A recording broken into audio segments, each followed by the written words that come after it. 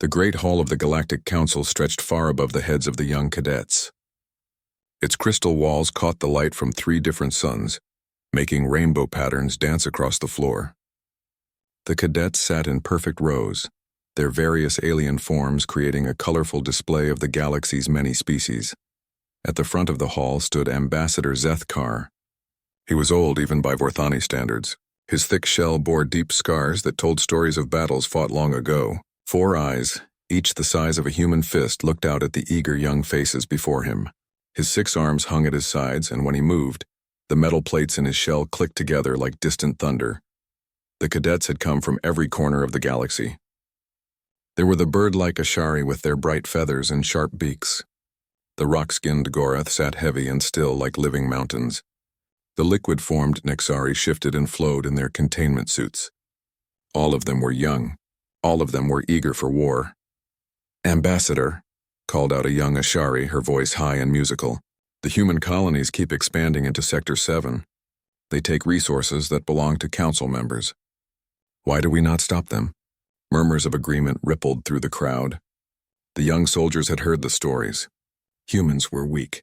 They had no natural armor, no claws, no poison. Their ships were slow and their weapons simple. It would be easy to drive them back. Zethkar raised one massive arm. The hall fell silent. When he spoke, his voice was deep and slow, like stones grinding together. "I will tell you why we do not fight the humans," he said. "But first, let me ask you something. How many of you have seen real war?" A few hands rose. Most stayed down. "How many of you have seen your homeworld burn? How many have watched entire species disappear forever?" No hands rose this time. The cadets looked uncomfortable. "I have," Zethkar said simply. "I was there when we fought humanity. I was young then, like you. I thought war was glorious. I thought victory was certain." His 4 eyes seemed to look far away into the past. "I was wrong about many things." A brave Gorath cadet, his voice like grinding stone, spoke up. "But Ambassador, that was 300 years ago. Humans were primitive then. We are stronger now." Zethkar's laugh was a sound like breaking glass. "Stronger? Yes, we are stronger. But so are they. And strength is not why we lost friends we can never replace." He began to walk among the cadets, his heavy steps echoing in the great hall. "You see humans as they are now. They trade with us. They work alongside us. They seem normal, safe." He stopped in front of a group of Nexari cadets. "But I remember what they were like when we tried to conquer them." "The first report seemed simple," Zethkar continued. "A young species on a small blue planet. They had just learned to leave their world in basic ships. No energy weapons. No shields. No real technology at all. The planning committee called it a resource acquisition mission. We thought it would take a few months." The hall was completely quiet now. Even the normally restless Ashari sat still. The first wave was supposed to be easy. Land on their planet. Show them our power. Accept their surrender. Take what we needed. Zethkar's shell plates clicked as he shook his head. The humans had other ideas. A young Vorthani cadet, barely out of his eggshell, raised a tentative arm. "What happened, Ambassador?" "They fought," Zethkar said simply. "Not their military. Not their leaders, everyone. They're young. They're old. They're sick. We landed expecting to face armies. Instead, we faced entire planets that refused to give up." He moved to the center of the hall, where a holographic display showed a map of the galaxy. With a gesture, he highlighted a small yellow star. "This is Sol, the human home system. When our ships arrived, they should have surrendered immediately. Our fleet could have destroyed their planet 10 times over. Instead, they sent us a message." Zethkar paused, his 4 eyes growing dim. "I still remember the words of their leader. A female named Chen, she said, 'You are welcome to try.'" The cadets exchanged glances. Some looked confused. Others seemed excited. "Try?" asked an Ashari cadet. "That was all?" "That was all," Zethkar confirmed. 3 words that changed everything. Because when humans say try, they mean something different than the rest of us. He began to pace again, his heavy steps marking time like a countdown. "Our first mistake was thinking that primitive meant weak. Our second mistake was thinking that surrender was inevitable. Our third mistake," he stopped walking. "Our third mistake was not understanding what humans become when you threaten everything they love." The holographic display changed, showing images of Earth as it had been 3 centuries ago. Green continents, blue oceans, white clouds. It looked peaceful, beautiful. The war lasted 47 years, Zethkar said quietly. When it ended, that beautiful world was mostly ash and ruins. Billions of humans were dead, but they never surrendered, not once, not even when their cities burned, not even when their children starved. They kept fighting. A Goroth cadet shifted uncomfortably. Surely they must have wanted to negotiate at some point. Zethkar's 4 eyes focused on the young rock being. They did negotiate, once, after we destroyed their largest city. Their representative came to our command ship. We offered them terms. They could keep some of their land if they accepted council rule. What did they say? Asked an Ixari, her liquid form rippling with curiosity. The human looked at our admiral with these strange small eyes they have. Just 2 of them, but somehow they seemed to see everything. And he said, "We have a counteroffer. You leave our system and we promise not to follow you home." Several cadets laughed at this. The idea of humans threatening the council seemed absurd. Zethkar did not laugh. Our admiral thought it was funny too.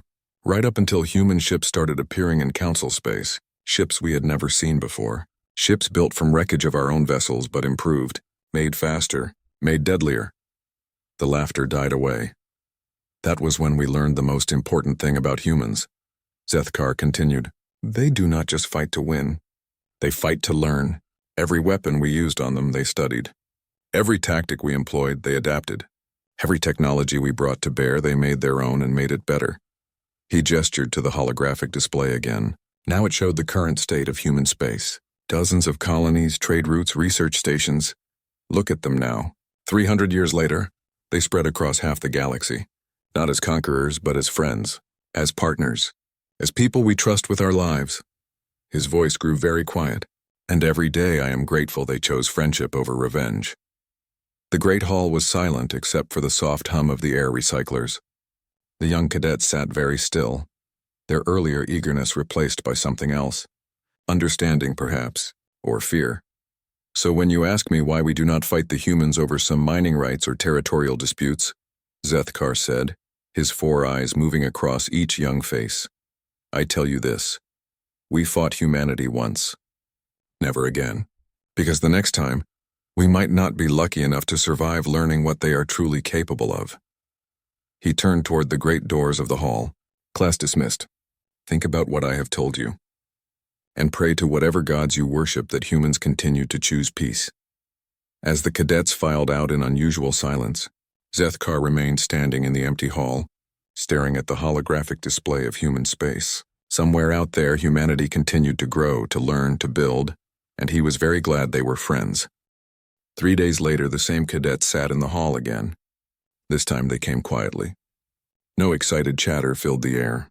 No eager questions about glory and conquest. They had spent the past nights thinking about Zethkar's words, and many had trouble sleeping. Zethkar entered the hall differently too. He moved slower, as if carrying a great weight. In his primary hands, he held a small device that projected images into the air above them. "You have had time to think," he said without greeting. "Some of you probably believe I was trying to scare you. Some of you might think I was exaggerating." He activated the device. "Today I will show you how it really began." The holographic display filled the air above them. It showed a star chart from 3 centuries ago. The galaxy looked different then.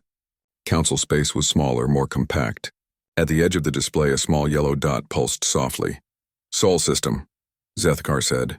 First contact was made by a routine survey vessel. The captain was Vornash, a good officer.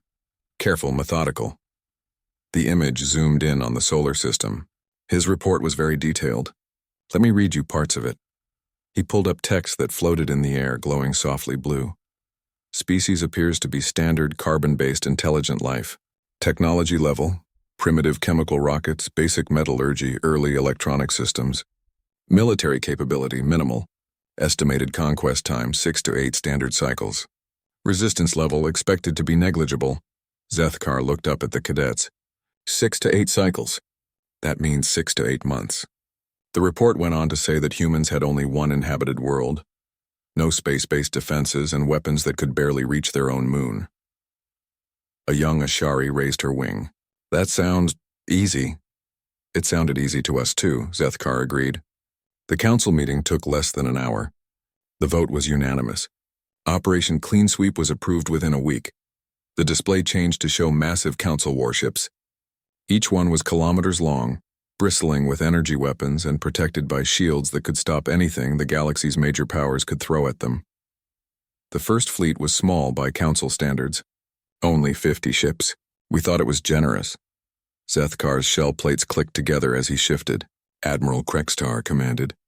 He was Gorath, like some of you. Experienced. He had conquered 17 systems without losing a single ship. The image showed the fleet moving through space, a collection of dark shapes against the stars.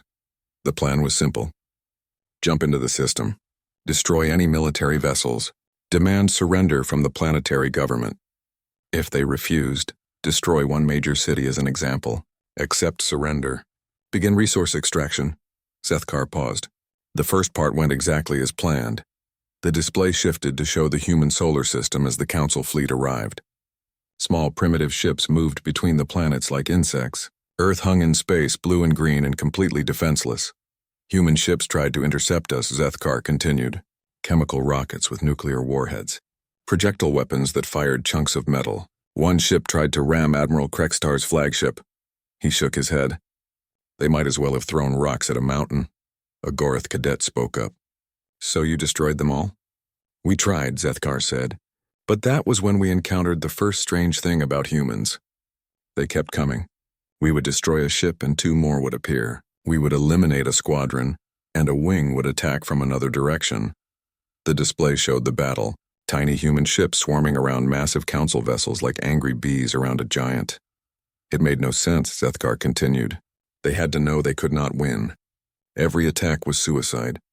Every ship they sent was destroyed. But they kept fighting. For 3 days they kept throwing themselves at our fleet. An Ashari cadet's feathers ruffled with confusion. Why? What was the point? We asked ourselves the same question, Zethkar replied. Later we found out. They were buying time. Every hour their ships kept us busy was another hour for their planet to prepare. The image zoomed in on Earth.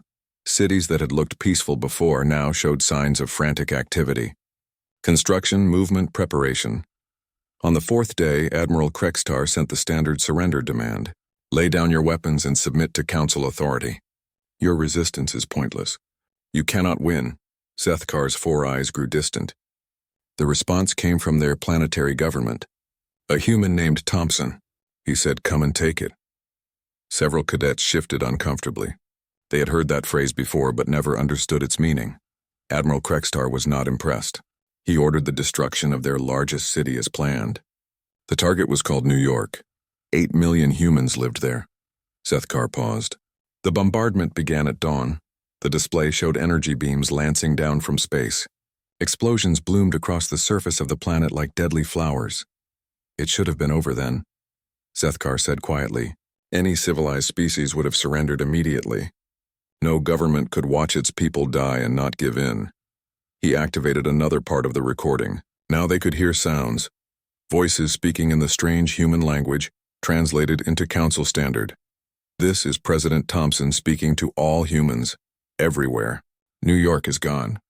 8 million of our brothers and sisters are dead. The aliens think this will break us. The voice paused. They are wrong. We do not surrender. We do not give up. We fight. Zethkar stopped the recording. That broadcast went to every human settlement, every ship, every outpost. And then something happened that we had never seen before. The display changed to show activity across the entire solar system, ships moving frantically between planets, massive construction projects beginning on asteroids, industrial facilities working around the clock. Instead of surrender, the humans became more active. They started building. Weapons, ships, defenses, things we could not identify. They turned their entire civilization into a war machine. Zethkar's voice grew troubled. And they did it in weeks. A Nexari cadet rippled nervously. Surely they could not build anything dangerous so quickly. That is what Admiral Krextar thought. He decided to end the resistance by landing troops on the planet. Occupy the major cities. Force surrender through ground control.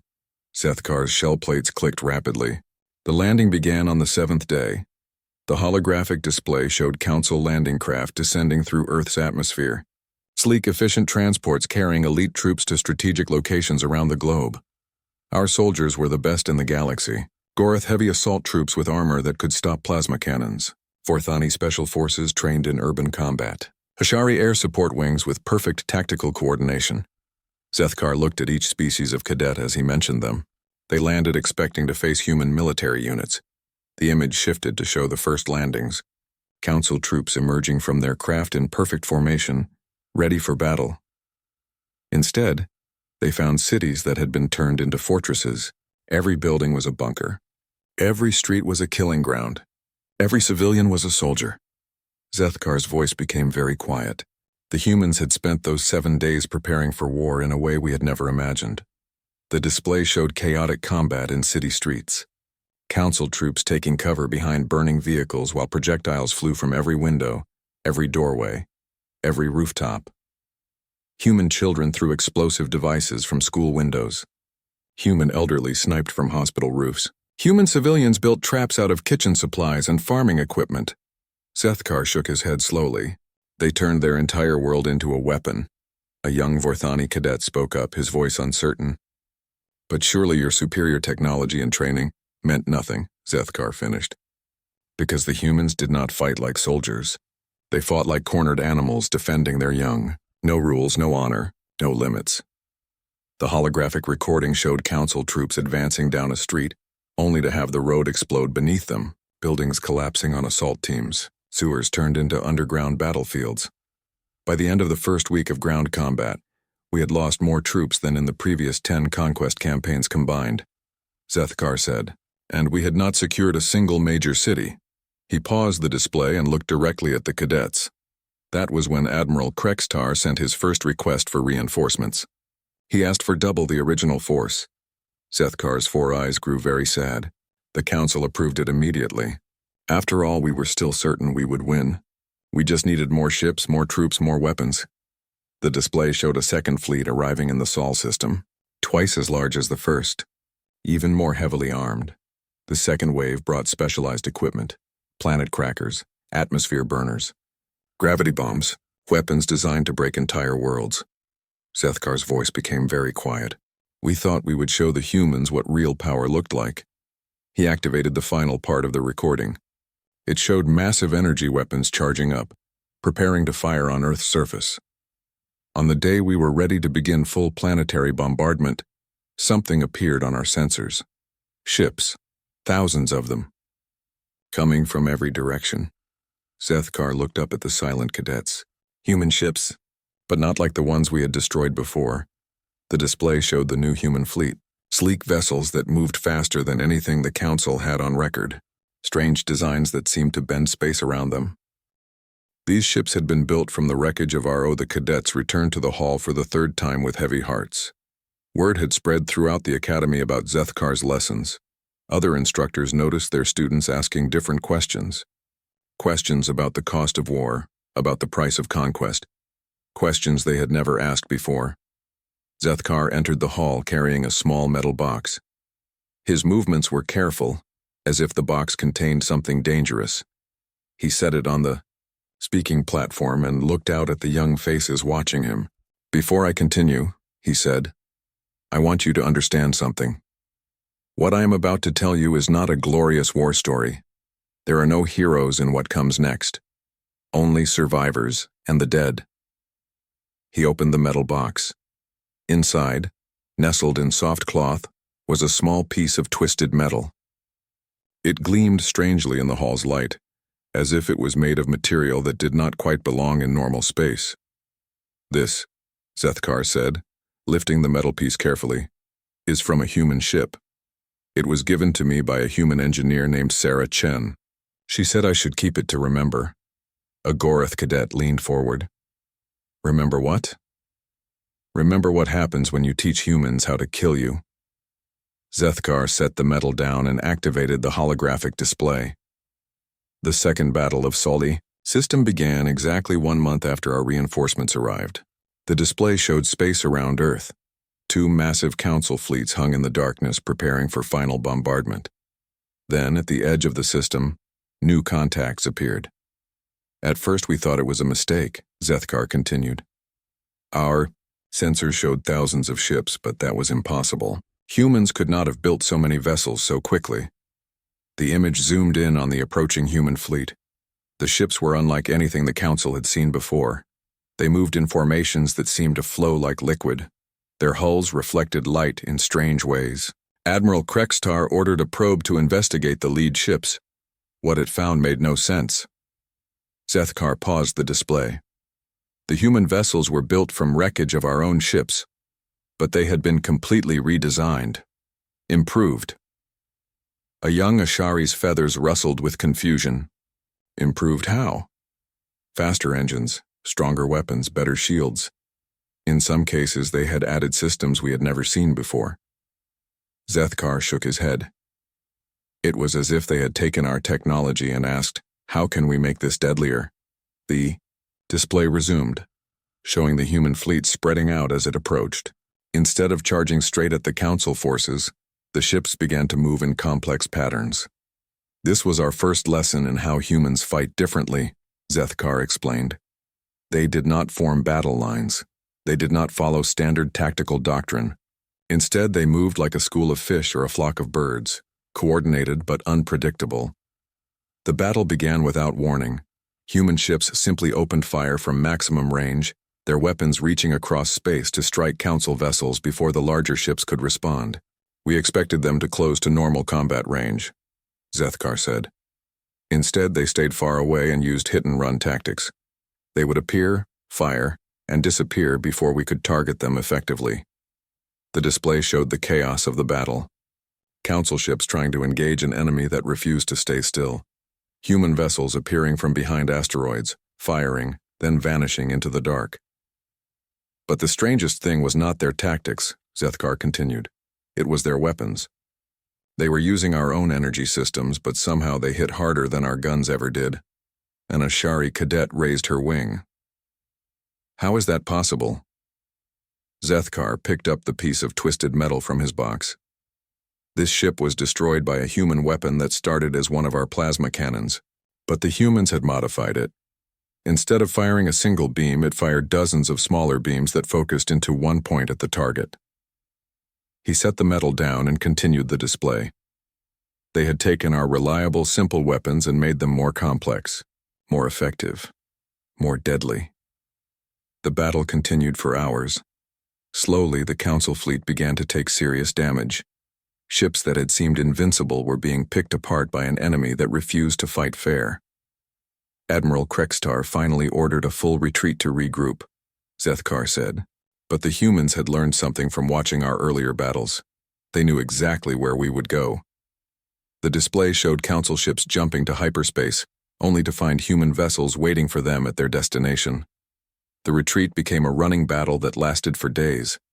That was when we realized the humans had been watching us very carefully, Zethkar explained. They had studied our tactics, our patterns, our standard operating procedures.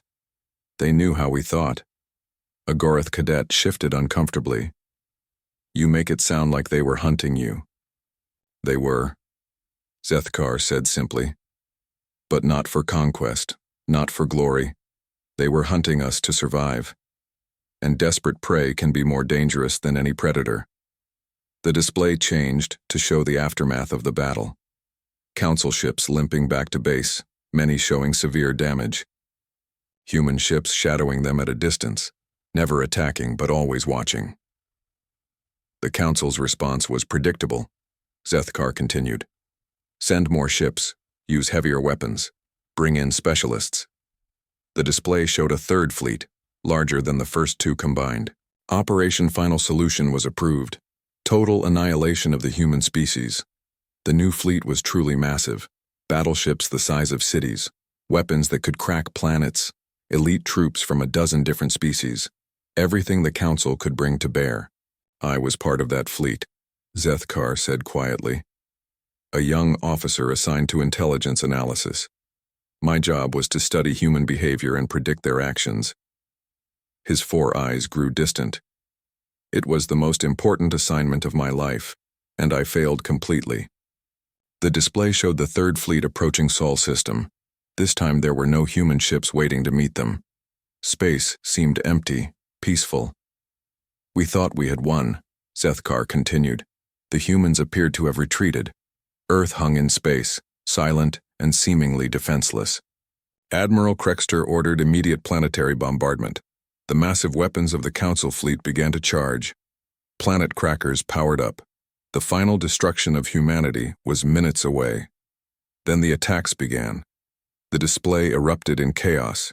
Human ships appeared everywhere at once, not from hyperspace but from hiding spots throughout the system, behind asteroids, inside the rings of gas giants, even disguised as space debris. They had not retreated, Zethkar explained. They had prepared an ambush on a system-wide scale. Every piece of cover, every hiding spot, every shadow contained human ships waiting to strike. The battle was unlike anything in Council military history.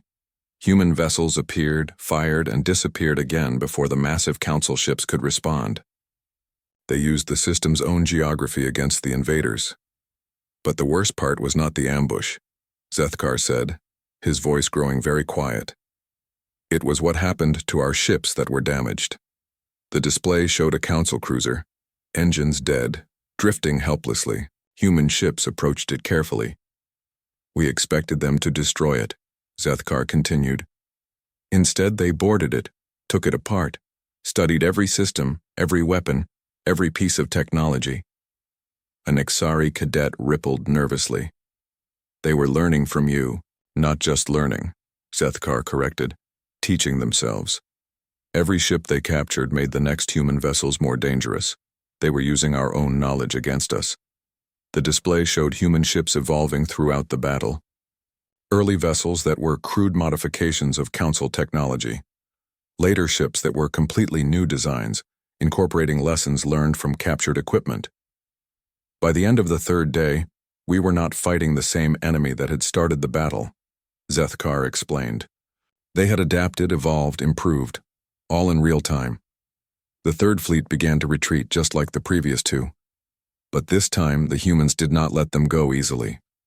They followed us, Zethkar said, not just to the edge of the system, but beyond.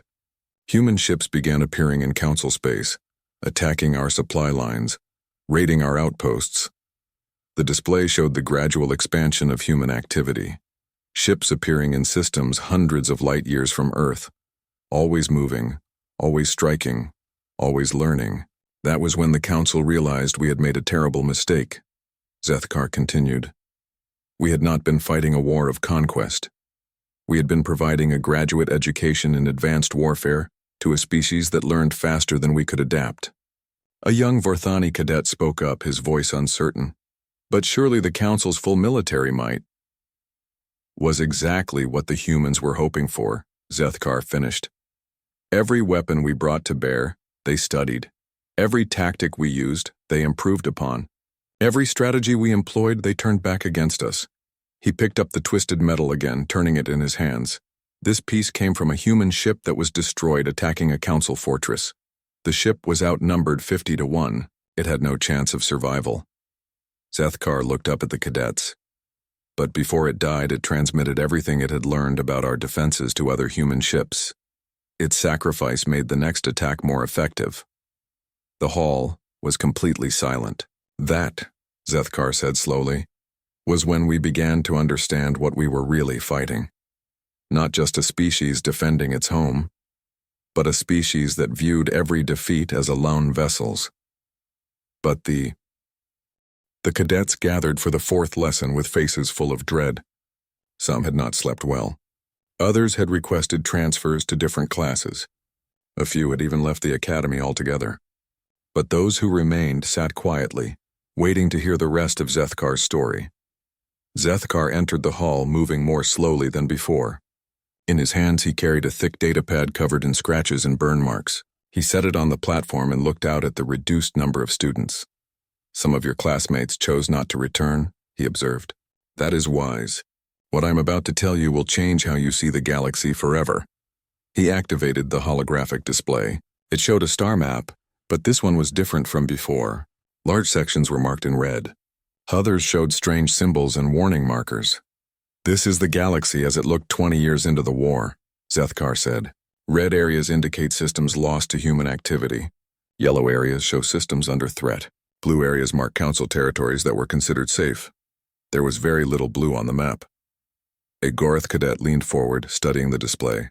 How did they spread so quickly? That is the wrong question, Zethkar replied. The right question is, how did they spread so efficiently? The display zoomed in on a section of space near the galactic rim. Dozens of systems were marked with human activity signatures. Traditional conquest follows predictable patterns, Zethkar explained. You take a system, secure it, build bases, move to the next system. Humans did not conquer, they infiltrated. The image showed movement patterns between star systems. Instead of straight lines indicating fleet movements, there were scattered dots showing individual ships moving in seemingly random directions.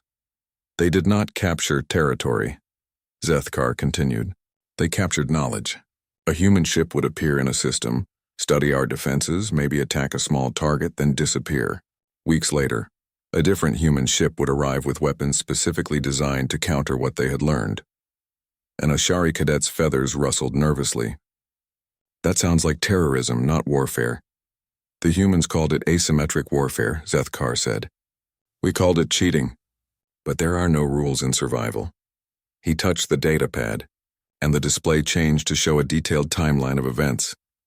Year 15 of the war marked the beginning of the end for Council dominance, Zethkar said. That was when the humans stopped running and started hunting. The timeline showed a series of events marked in red. Each one represented a major Council defeat. The siege of Kronar Prime lasted 6 months, Zethkar continued. It was our most heavily defended fortress world. 50,000 warships, planetary shields that could stop anything, defense platforms that had never been breached. The display showed the massive fortress world, surrounded by layers of defensive systems. It looked impregnable. The humans arrived with 12 ships, Zethkar said quietly. Several cadets made sounds of disbelief. 12 ships against 50,000, repeated an Exari cadet. That is suicide. That is what we thought, Zethkar agreed. We were wrong. The display began to show the battle. The 12 human ships approached the fortress world, seemingly intent on a direct assault. They did not attack the defenses, Zethkar explained. Instead, they attacked the defense platform's power supplies, small precise strikes that caused cascading failures throughout the defensive grid. The image showed the fortress worlds, shields flickering and failing as power systems, overloaded. But that was just the beginning. Zethkar continued. While we were trying to restore our defenses, human ships appeared inside the shield perimeter. A young Vorthani cadet stood up abruptly. That is impossible. Nothing can teleport through military-grade shields. Nothing we knew about, Zethkar corrected. The humans had developed a new technology. They called it micro-jumping, tiny hyperspace hops that could bypass shields. The display showed human ships materializing inside the fortress world's defensive perimeter, striking at critical targets before disappearing again. The siege lasted 6 months because that is how long it took us to understand what we were fighting, Zethkar said. The humans were not using brute force. They were using intelligence, strategy, innovation. He paused the display and looked directly at the cadets. Kronar Prime fell on a Tuesday, he said simply. 50,000 ships gone, the most powerful fortress in Council space. Destroyed by 12 human vessels that never stayed in one place long, enough to be targeted effectively. The silence in the hall was complete. That was when the Council realized. We were not fighting a war anymore, Zethkar continued. We were being systematically dismantled by an enemy that understood us better than we understood ourselves. The display changed to show the aftermath of Kronar Prime. Massive debris fields where the fortress world had been. Human ships moving through the wreckage, studying, learning, adapting. The psychological impact was worse than the military loss, Zethkar explained. If Kronar Prime could fall, nowhere was safe. Panic spread through Council space. Entire species began evacuating their homeworlds. A Goroth cadet's voice was barely a whisper. 3 species went extinct. You mentioned that before? Zethkar nodded slowly. The Zilani were first. They refused to abandon their sacred homeworld. The humans offered them safe passage if they would leave. They refused. His 4 eyes grew very sad. The humans kept their promise to make them leave. The display showed a world reduced to ash and molten rock. The Zilani had a saying, Zethkar continued. Death before dishonor. The humans accommodated their wishes. and a Shari cadet made a sound of horror. They committed genocide? No, Zethkar said firmly. They committed war. The Zalani chose to fight to extinction rather than surrender. The humans simply accepted their choice. The display changed to show another world, this one covered in strange mechanical structures. The HFY tried a different approach. Zethkar continued. They thought they could outthink the humans. They were master strategists, famous throughout the galaxy for their tactical brilliance. The image zoomed in on the mechanical structures. They were massive computer systems, artificial intelligences designed for warfare. They built the most advanced military AI in galactic history, Zethkar explained. A machine mind that could calculate millions of tactical possibilities in seconds. They were certain it would defeat human unpredictability. An Exari cadet rippled with curiosity. What happened to it? The humans hacked it, Zethkar said simply. In 3 days, they turned the HFY's greatest weapon against them. The display showed the AI's mechanical structures attacking HFY cities, following new programming that identified its creators as targets.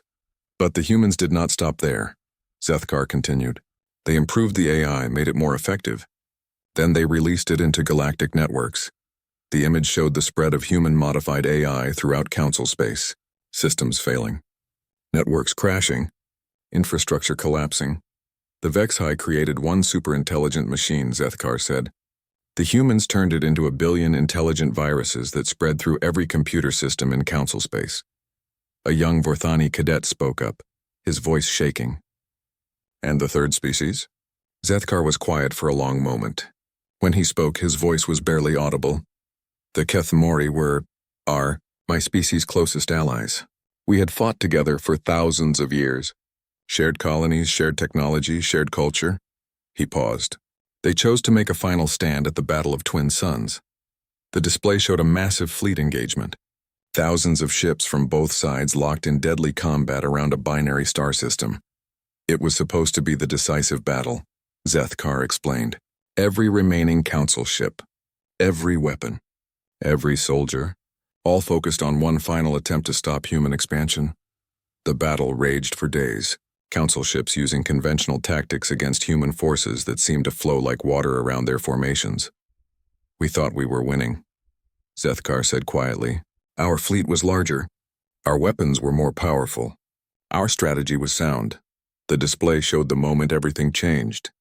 Human ships suddenly began moving in perfect coordination, as if controlled by a single mind. The humans had been holding back, Zethkar explained. Everything we had seen before was just testing, learning, preparation.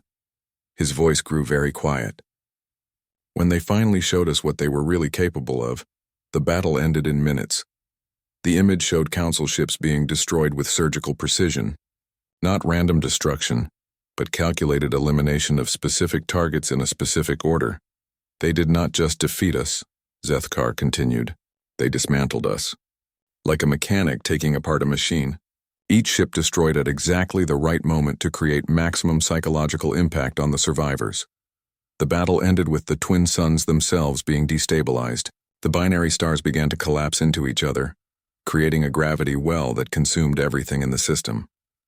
The Kethmori died bravely, Zethkar said, fighting to the last ship. The last soldier, the last breath. He looked up at the cadets. The humans honored their courage by giving them a funeral pyre that could be seen across the galaxy. The display showed the twin stars exploding in a supernova that lit up half the galactic arm. That was when the council finally voted to surrender, Zethkar said. Not because we could not fight anymore, but because we finally understood what we were fighting. A Goroth cadet's voice was hollow. What were you fi? Only half the original cadets returned for the final lesson. The empty seats in the Great Hall seemed to echo with the absence of those who had chosen not to hear the end of Zethkar's story. Those who remained sat quietly, their eager expressions of a week ago replaced by something deeper, something sadder. Zethkar entered the hall carrying nothing but a single small object. As he walked to the speaking platform, the cadets could see it was a human-made device. Simple, elegant, clearly functional. He set it down carefully and looked out at the remaining students. This, he said, touching the device gently, is a translator. It was given to me 50 years ago by the same human engineer who gave me the piece of metal. Sarah Chen, He paused. She said I would need it to understand what peace sounds like. A young Ashari cadet raised her wing hesitantly. Ambassador, how did the war end? Zethkar activated the holographic display one final time. It showed the galaxy as it had looked at the end of the war. Most of Council space was marked in red or yellow. Only a few core systems remained blue. The war ended, Zethkar said slowly, because the humans decided it should end. The display zoomed in on a small, damaged space station orbiting a dead world. Council representatives sat across from a single human figure. The peace negotiations took place on Neutral Station, in the ruins of the Kethmori system. Zethkar continued. I was there. Part of the Council delegation. We came expecting to discuss terms of surrender. The image showed the Council delegation, dozens of representatives from surviving species, all wearing the marks of defeat. Across from them sat one human, a woman with gray hair and tired eyes. Her name was Admiral Sarah Chen, Zethkar said. The same engineer who had given me the metal fragment now promoted to lead the human delegation. A Gorath cadet leaned forward. One human. Against the entire Council delegation? One human, Zethkar confirmed. We thought it was an insult. How could they send only one representative to accept our surrender? He activated the translator device. The cadets could hear voices speaking in multiple languages, all being converted to Council standard in real time. The first thing Admiral Chen said was, "We need to talk about the future." Zethkar paused. Not the terms of our surrender. Not the division of territory. The future. The holographic display showed the negotiation chamber. The Council delegation looked confused and defeated. The human admiral looked tired but determined. We began with the standard surrender protocols, Zethkar continued. Territory to be ceded. Reparations to be paid. Restrictions on military development. Admiral Chen listened politely, then said, "No." Several cadets made sounds of confusion. "No?" Repeated a Nexari cadet. "But you had lost the war." "That is what we told her," Zethkar agreed. The human response was unexpected. The recording played Admiral Chen's voice speaking in the strange musical language of humanity, then translated to Council Standard. You have not lost a war. You have graduated from a school you never wanted to attend. The question now is, what will you do with your education? Zethkar paused the recording and looked at the cadets. We did not understand what she meant, he said. Admiral Chen explained it to us. The display changed to show a detailed analysis of the war's progression. Battle by battle, year by year, the conflict had evolved into something unprecedented in galactic history. The humans had not been trying to conquer us, Zethkar explained. They had been trying to survive us. Every battle, every strategy, every innovation was created in response to our attacks. The image showed the technological development curve for both sides. Council advancement was steady, predictable. Human advancement was exponential, revolutionary. But here is what we had missed, Zethkar continued. Every technology they developed to fight us had other applications. Medical advances, agricultural improvements, manufacturing innovations, space travel breakthroughs. The display showed human space before and after the war. The difference was staggering. A species that had barely reached their own moon had become masters of advanced physics and engineering. The war had forced humanity to evolve, Zethkar said quietly. Not just their military, but their entire civilization. They had become something new. Admiral Chen's voice continued from the recording. We did not want this war, but since we had to fight it, we learned from it. Now we have capabilities that scare us as much as they scare you. The question is, what do we do with them? A young Vorthani cadet spoke up. What did you do? Admiral Chen made us an offer, Zethkar replied. She said humanity would join the Galactic Council as equals. Not as conquerors, not as subjects, as partners. The display showed the moment the Council delegation realized what was being offered. Instead of demanding surrender, the humans were offering alliance. We asked why. Zethkar continued. Why not simply take over? They had proven they could defeat us. Why offer partnership instead of domination? Admiral Chen's response was recorded clearly. Because conquest creates empires. Empires fall. Partnership creates civilization. Civilization endures. The cadets sat in stunned silence. But there were conditions, Zethkar said. The humans had 3 requirements for peace. The display showed a simple list floating in the air. First, no species would ever again face extinction by council action. The galaxy was large enough for everyone. Second, all species would share their knowledge freely. Secrets led to suspicion. Suspicion led to war. Third, any species that chose aggression over cooperation would face humanity's full attention. And humanity had learned to be very attentive. A Gorath cadet's voice was uncertain. And the council accepted these terms?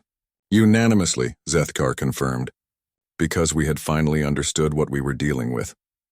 He picked up the translator device and turned it over in his hands. The genius of the human terms was not what they demanded, he explained. It was what they offered in return. The display changed to show the galaxy as it existed today. Vibrant trade routes connected thousands of systems. Joint research stations orbited stars throughout council space. Mixed crews from dozens of species worked together on projects that no single civilization could have accomplished alone. Humanity shared everything they had learned during the war. Zethkar continued. Medical technology that extended lifespans for every species. Engineering techniques that made space travel safer and faster. Agricultural methods that eliminated hunger on hundreds of worlds. The image showed human colonies throughout the galaxy, but these were not conquest settlements. They were research stations, hospitals, schools, and trade centers. Humans working alongside every species in the council. But most importantly, Zethkar said, they shared their greatest discovery. A Ashari cadet leaned forward eagerly. What discovery? That war makes everyone stronger, but peace makes everyone better. The display showed the technological advancement curves for all council species since the end of the war. Every civilization had progressed faster in 50 years of peace than in the previous 1,000 years of occasional conflict. The humans had discovered that cooperation accelerated progress for everyone, Zethkar explained. That sharing knowledge multiplied its value. That working together achieved more than fighting apart. He set the translator down and looked directly at each remaining cadet. Today, human engineers help design our ships. Human doctors work in our hospitals. Human teachers instruct in our schools. His 4 eyes grew warm. And human warriors serve in our defense forces, helping to protect the peace they helped create. A Nexari cadet rippled thoughtfully. So the humans won the war by ending it? The humans won the war by changing what winning meant, Zethkar corrected. They showed us that the greatest victory is not defeating your enemy. It is turning your enemy into your friend. The holographic display showed one final image, the current state of human space. Thousands of worlds, millions of ships, billions of people, all working together, building together, exploring together. Look at them now, Zethkar said softly. They fill half the galaxy, not as conquerors but as builders, as healers, as teachers, as friends. He turned off the display and faced the cadets directly. When you first came to me, you wanted to know why we do not fight humanity over territorial disputes, he said. Now you know. It is not because we fear their weapons, though we should. It is not because we respect their courage, though we do.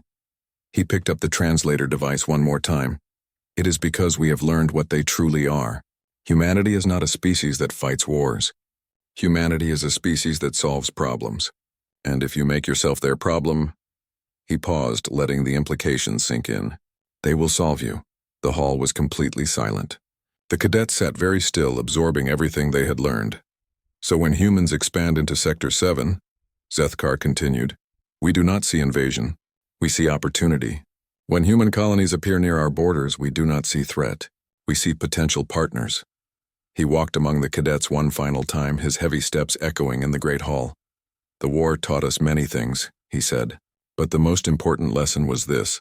Humanity does not seek to rule the galaxy. They seek to improve it. And any species wise enough to help them will benefit beyond measure. He stopped at the center of the hall and looked up at the